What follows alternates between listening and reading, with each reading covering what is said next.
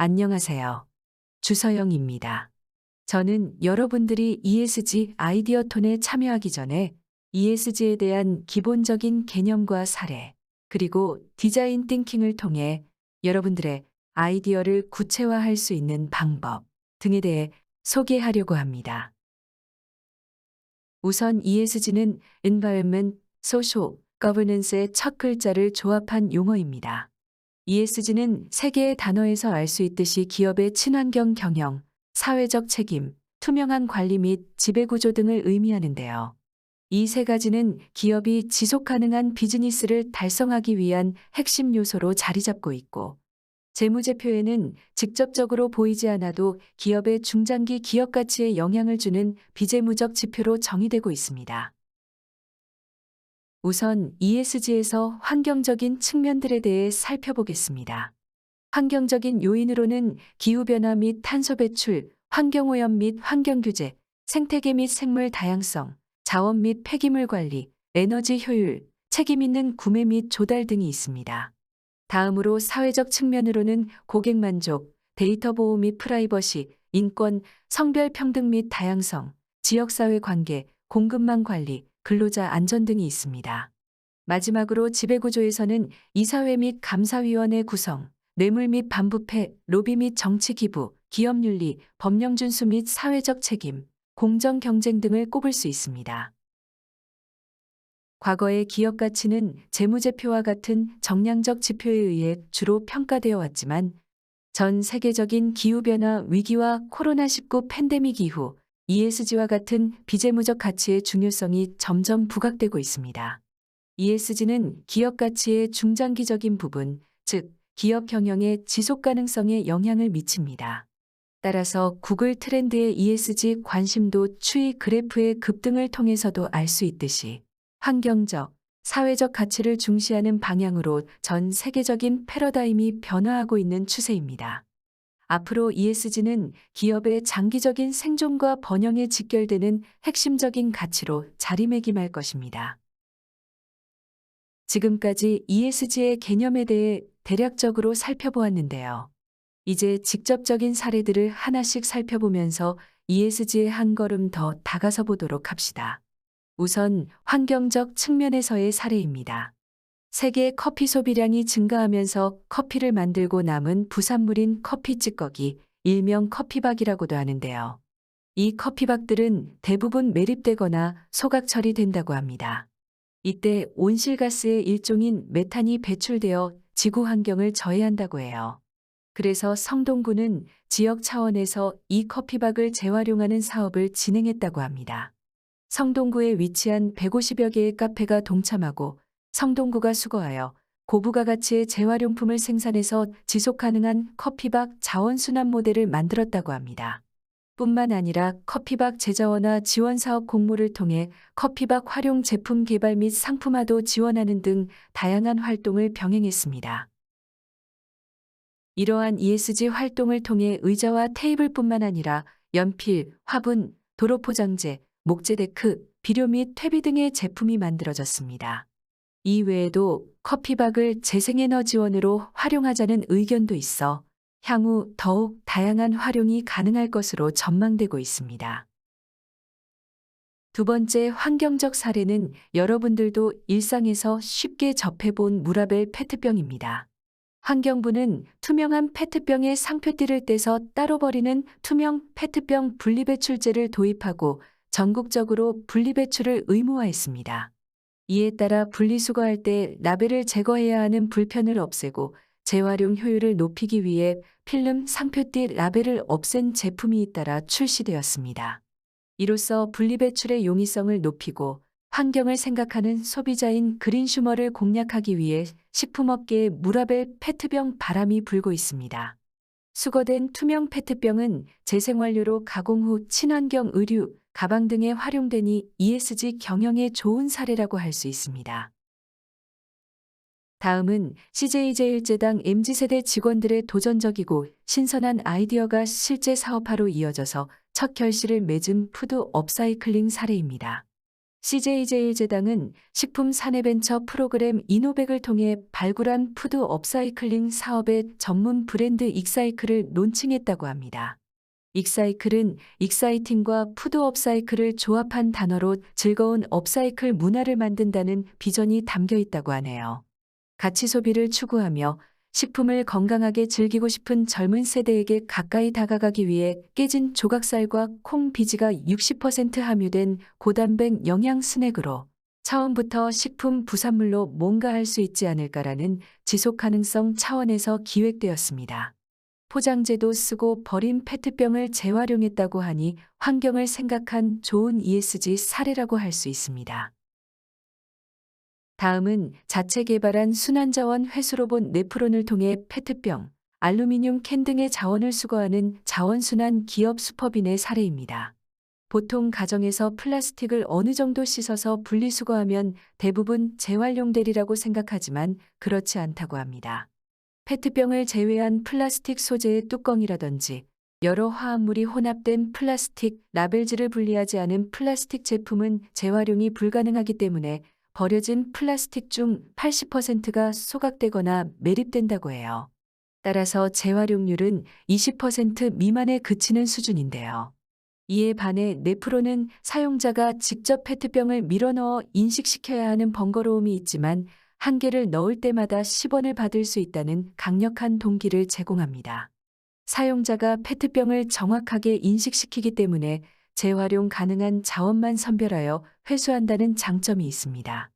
네프론 AI를 통해 선별한 일정 품질 이상의 플라스틱만 수거하는 만큼 재활용을 위한 플라스틱 플레이크의 품질 보증이 가능하고 따라서 재활용 원료를 구매하는 국내외 기업들이 믿고 구매할 수 있습니다.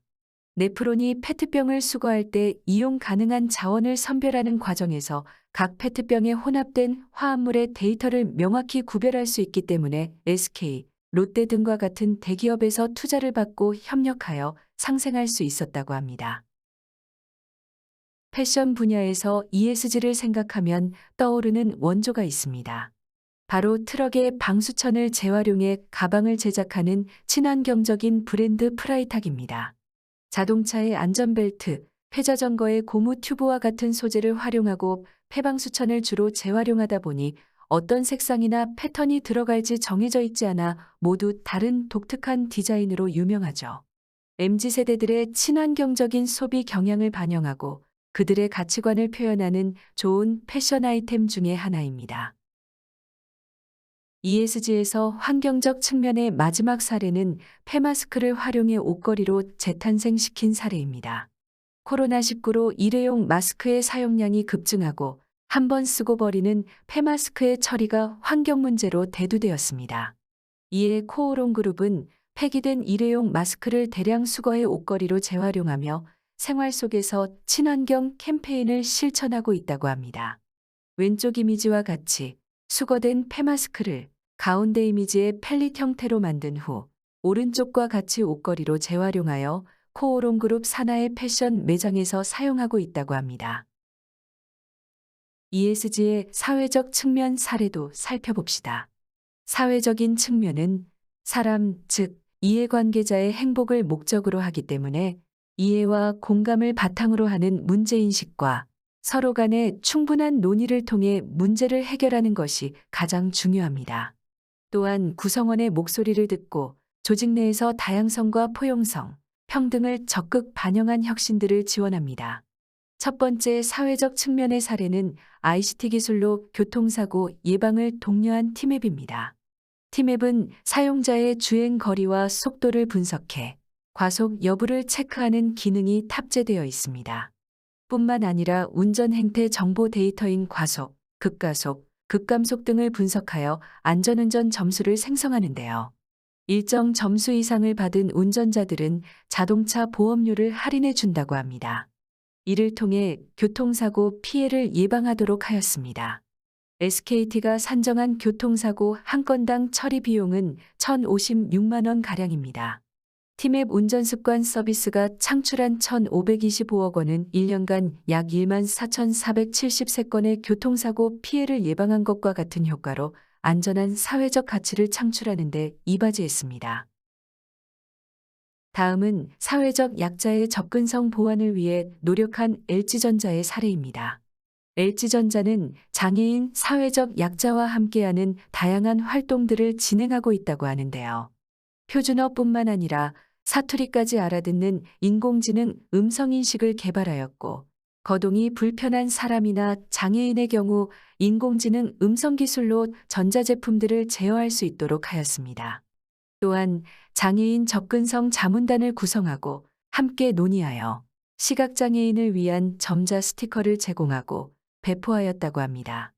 뿐만 아니라 수어 AS 상담 서비스를 운영하고 장애인의 경제활동을 보조하는 등 사회적 측면에서 ESG 경영 행보를 이어나가고 있습니다. 이번에는 꽃가신이라고 불리는 신발에 대해 이야기하려고 합니다. 치매 질환을 앓고 있는 어르신들이 다른 물건들은 모두 놓고 나가도 신발은 꼭 신고 나간다는 점에 차가 나요.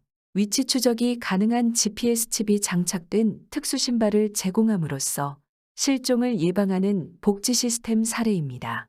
기존의 손목형과 목걸이형 배회감지기 등이 가지는 단점을 개선해 배회감지기 착용률을 높였으며, 보호자가 치매 어르신의 위치를 스마트폰 앱을 통해 확인할 수 있고 의사소통이 원활하지 않은 발달장애인의 실종 예방에도 사용되고 있습니다. SKT에서도 선진 인공지능 기술을 활용해 ESG 가치 창출에 기여할 수 있도록 노력하고 있다고 합니다. 인공지능 기술이 독거 어르신들의 안부를 확인하는 데 활용됨으로써 더 안전한 사회를 만드는 데 기여한다고 하는데요.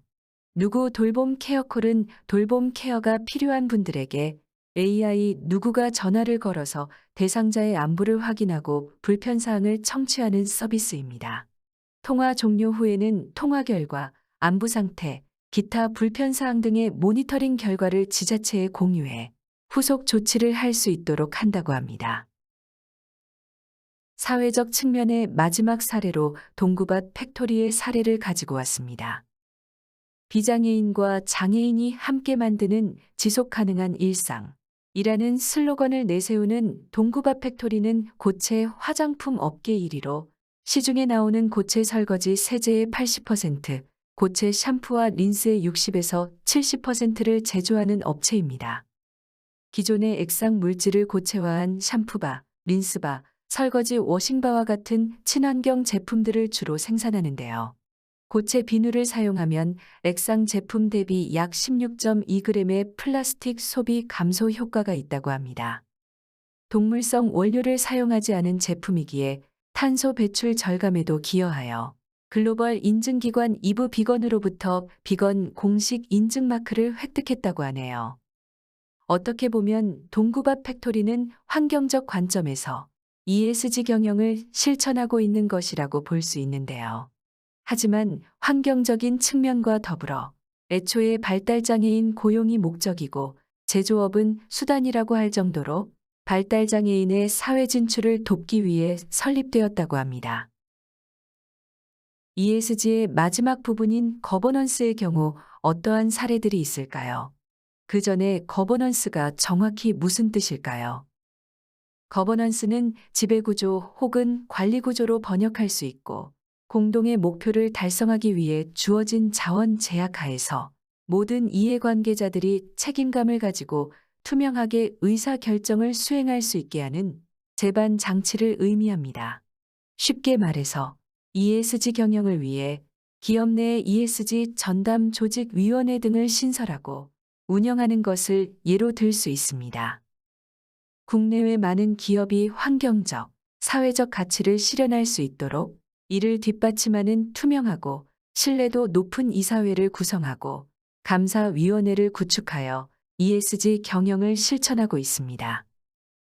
또한 유럽과 미국, 일본 등 국가별로 기업 지배구조 보고서와 같은 ESG 관련 보고서 공시를 의무화하려는 추세에 있습니다. 우리나라도 이와 같은 전 세계적인 ESG 흐름에 영향을 받아 대기업을 중심으로 ESG 위원회 등과 같은 조직의 설치 사례가 증가하고 있습니다. 물론 기업의 환경적, 사회적 측면에서의 ESG 활동도 해가 거듭되면서 강조되고 관련 사례들도 점차 늘어나고 있습니다. 지금까지 ESG에 대해서 알아보았습니다. 여러분들의 ESG 아이디어를 구체화하기 위해 디자인 띵킹 프로세스를 소개합니다. 디자인 띵킹이란 인간을 관찰하고 공감하며 문제를 정의하고 프로토타입과 테스트의 실패를 반복하여 최선의 답을 찾는 창의적인 문제 해결 방법입니다. 공감하기, 정의하기, 해결 방법 찾기, 프로토타입 만들기, 테스트하기의 디자인 띵킹 총 5단계를 거쳐 여러분의 ESG 아이디어를 구체화하는 데 도움이 되었으면 합니다. 첫 번째, 공감하기는 다양한 분야에 대한 호기심을 가지고 특정 영역의 사용자 문제에 공감하는 단계입니다. 이 단계에서 자세히 관찰하고 깊이 있는 질문을 하며 사람들과 같이 느끼는 공감을 바탕으로 사람들이 진짜 원하는 것이 무엇인지, 불편한 지점으로는 어떠한 것들이 있고 숨겨진 니즈는 무엇이 있을 수 있는지 파악해 봅니다. 실제로 사람들을 관찰하거나 인터뷰한 내용들을 토대로 대표 사용자를 상정하여 가상의 페르소나를 설정하는 것도 도움이 됩니다. 두 번째, 정의하기에서는 첫 번째 공감하기에서 파악한 사람들의 불편한 지점, 그 문제가 무엇인지 정의하는 단계입니다. 핵심을 파고들어 숨겨진 이유나 배경을 분석하여 사람들에게 가치 있고 실질적인 문제인가를 생각해 봅니다.